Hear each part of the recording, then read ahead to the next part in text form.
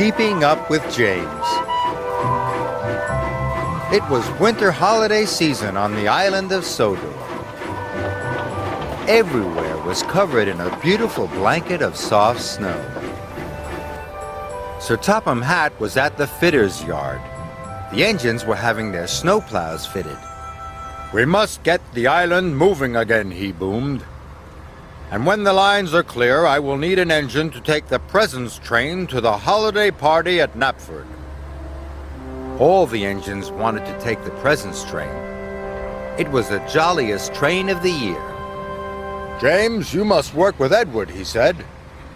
"Remember, the tracks are icy and you must all work together and take care." But James wanted to finish first and take the presents train. "An old blue slow coach like you is sure to slow me down," he huffed. James and Edward's first job was to clear the lines to Knapford. Edward worked as fast as he could, but it wasn't fast enough for James. "Hurry up!" he snorted. Henry was clearing the line when James steamed quickly past. "Slow down!" cried Henry, "and take care!" But James wasn't listening. He was dreaming about the presents train. He didn't notice that the tracks were icy. James' wheels began to slip and slide. "Whoa!" he cried. He was going faster and faster. "Yippee!" called James. He was starting to enjoy himself. He was sliding so fast that he slid all the way into Maithwaite Station. Later, James and Edward had to take some coal cars to the coaling plant. James waited for Edward. He listened to the choir and watched all the colorful decorations being put up. James wanted to take the presents train more than ever. Finally, Edward puffed in. "Trust a blue engine to be late," called James. "I'm sorry," gasped Edward. "I had to go slowly and take care." "Slow engines like you don't get to pull the presents train," snorted James. And they pulled away.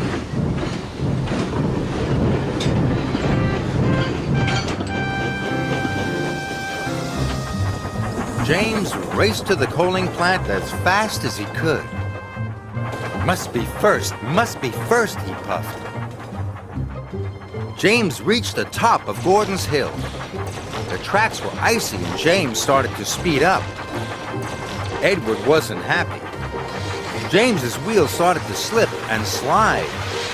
"Whee!" cried James. "This is the way to get the job done fast." James thought it was the best slide ever. At the coaling plant, James and Edward's train had been filled with coal.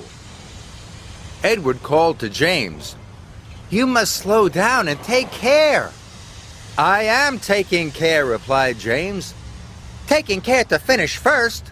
I'm going to pull the presents train."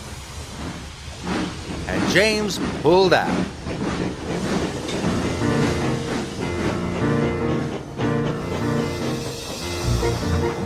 They headed for Brendam docks. Finish first, James puffed happily. He started to go faster, and faster, and faster. But he didn't know how very icy the tracks were. His wheels started to slip and slide. "Oh my!" cried James, and he applied his brakes as hard as he could. "Whoa!" Edward tried to brake as well, but it was too late.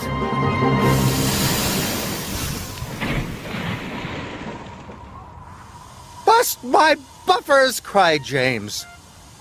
"Oh dear!" wheezed Edward. Sir Topham Hatt arrived on Sodor. He was very cross. "James and Edward," he boomed, "the tracks were icy and you were not taking care. You have caused confusion and delay." James felt bad. "Edward wanted to slow down, but I wanted to go fast so that I could pull the presents train." You won't be doing that now, James, said Sir Topham Hatt. Edward, you are a reliable engine. You can pull the presence train, but you can't pull it alone. It's a very long train. Sir, called James, if I promise to go slowly and take care, can I be Edward's back engine? Sir Topham Hatt wasn't sure. Only if you can puff slowly and carefully, he said. James felt pleased. Edward, he puffed, I will learn to take care just like you.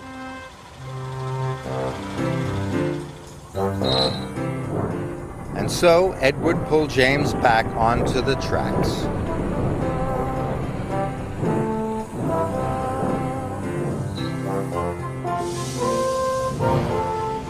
Later at Brendam docks, the two engines collected their presence train and set off carefully for Knapford.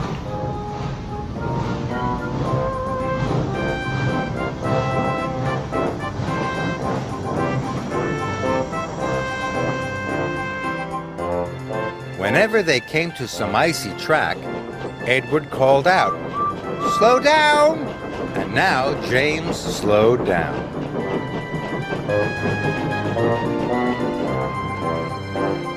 And when they went down Gordon's Hill, Edward called out, "Apply your brakes, James!" And James applied his brakes.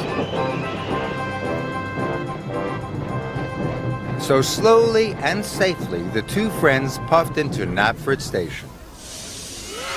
When the children saw the presents, they cheered and cheered. "Thank you, James," called Edward. "Thank you, Edward," said James. "You are a really useful blue engine."